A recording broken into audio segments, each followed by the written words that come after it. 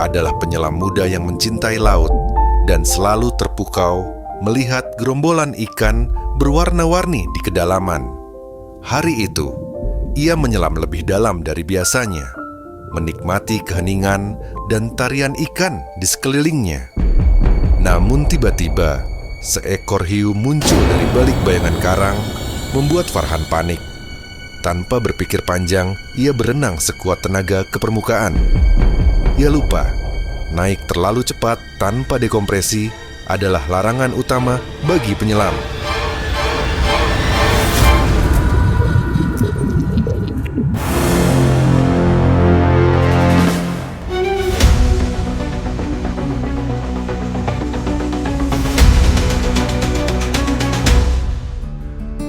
Assalamualaikum warahmatullahi wabarakatuh, sahabat Smart Skill School. Sehat, barokah, bahagia.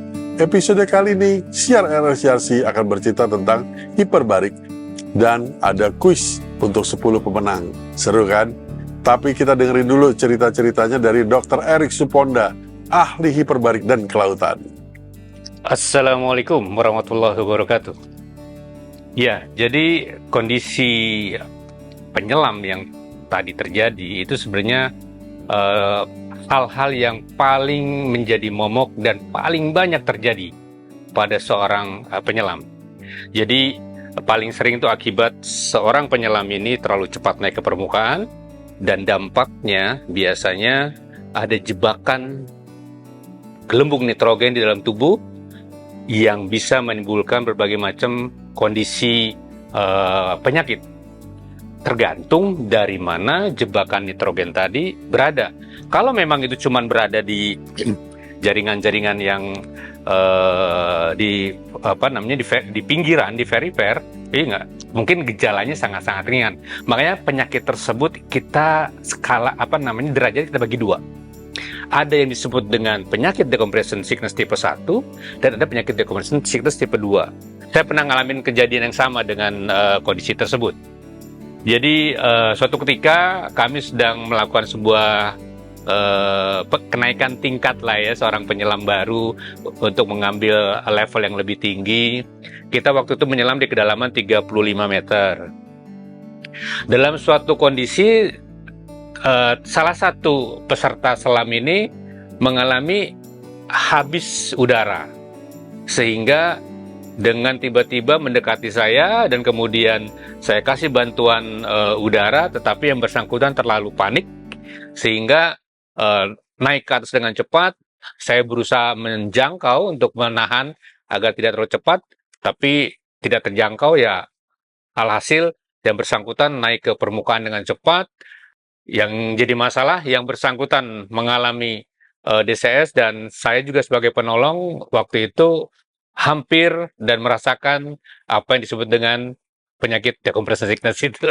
Wah, seru sekali, dokter. Sekarang kalau kita ada kejadian-kejadian serupa itu, kemana kita harus mencari pertolongan, dokter?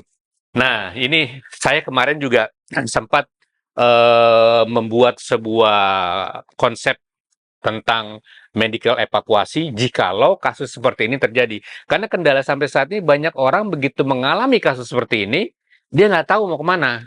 Bahkan dia datang ke, rumah sakit yang tidak memiliki alat untuk pengobatan kasus tersebut. Ini menjadi fatal, karena pernah juga kejadian, datang ke rumah sakit A, didiagnosa dengan penyakit tertentu, alhasil karena terlalu lama waktunya, menjadi kondisi yang lebih buruk yang didapatkan. Nah, jadi, salah satu yang perlu dipahami, saya bikin mappingnya, jadi kemana, apa, dan bagaimana yang harus dilakukan manakala terjadi hal tersebut. Bahkan salah satu yang menjadi keunggulan, YRC memberikan hotline centernya untuk mengatasi atau membantu kasus seperti itu. Jadi hiperbarik oksigen terapi yang ada di rumah sakit YRC memiliki kapasitas 6 orang di dalam chamber, inner chamber, dan 2 orang outer chamber atau dikenal dengan ruang emergency. Dan jangan salah, jadi kenapa saya bilang penyelam harus punya catatan? Karena tidak semua hiperbarik sama. Saya dulu pernah bikin tagline itu, karena jangan sampai para penyelam ini salah datang sehingga membuang-buang waktu. Jadi, alat hiperbarik yang ada di ERC memiliki kemampuan untuk dapat menangani kasus-kasus penyakit akibat penyelaman. Dia bisa menangani dengan tabel 5 dengan baik, menangani kasus dengan tabel 6 US Navy dengan baik. Jadi, kapasitasnya, kemampuannya, kemampuan alatnya, kemampuan SDM-nya itu menjadi perhatian, sehingga pengobatan menjadi proper.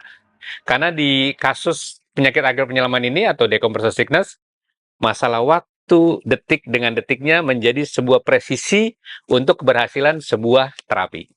Baik, dokter. Apakah ada hal-hal lain yang dapat dilakukan oleh mesin hiperbarik ini, dokter? Ya, jadi awalnya hiperbarik oksigen terapi ini memang untuk kasus-kasus akibat eh, penyakit akibat penyelaman ataupun juga adanya pekerja di bawah kedalaman bumi yang konteksnya awal mulanya jadi ada sebuah pekerja tambang yang naik ke permukaan dengan cepat dan sampai atas lumpuh, sampai atas meninggal. Dari situlah awal timbulnya ilmu tentang hiperbarik ini. Nah, kasus akibat penyelaman, tadi penyakit decompression sickness, kadang kalau kena sistem saraf tulang belakang misalkan, timbul kelumpuhan, timbul gangguan persarapan, timbul gejala-gejala yang sama dengan kasus-kasus penyakit tertentu. Banyak akhirnya para ahli meneliti apakah bisa untuk kasus-kasus klinis lainnya. Ya, akhirnya diteliti lebih banyak. Salah satu menjadi drug of choice-nya lagi adalah selain penyakit dekompresi adalah keracunan karbon monoksida. Note nih, catat. Satu-satunya obat di muka bumi ini yang bisa menghilangkan keracunan karbon monoksida adalah hiperbarik oksigen terapi.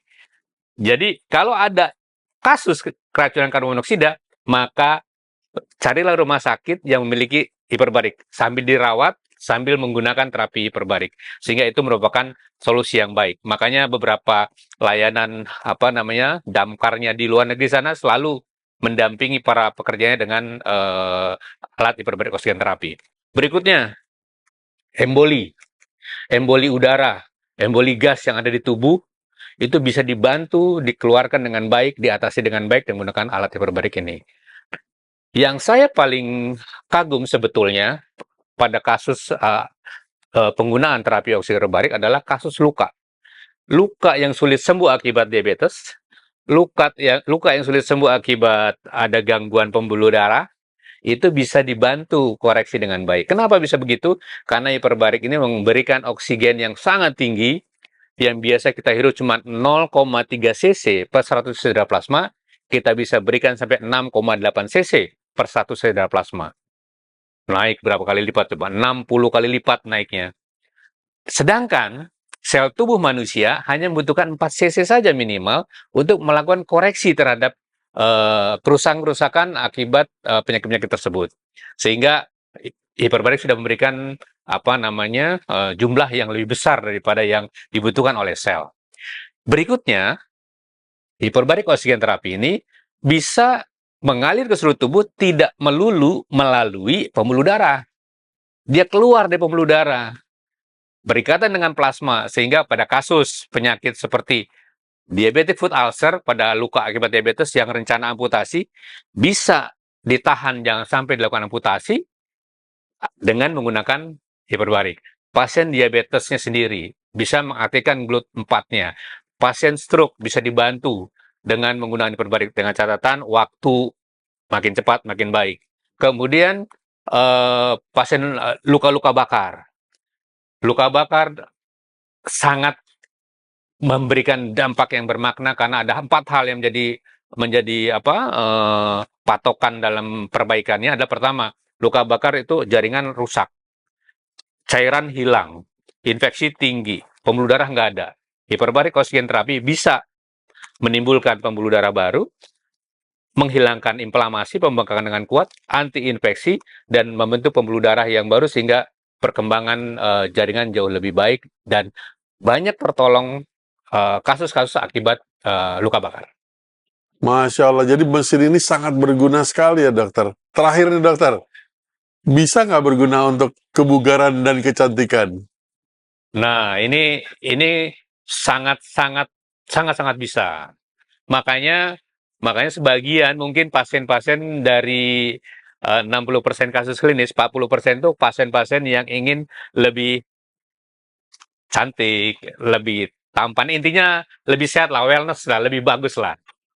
Masya Allah, Alhamdulillah. Terima kasih dokter atas pencerahannya. Kita paham sekali sekarang betapa pentingnya hiperbarik ini.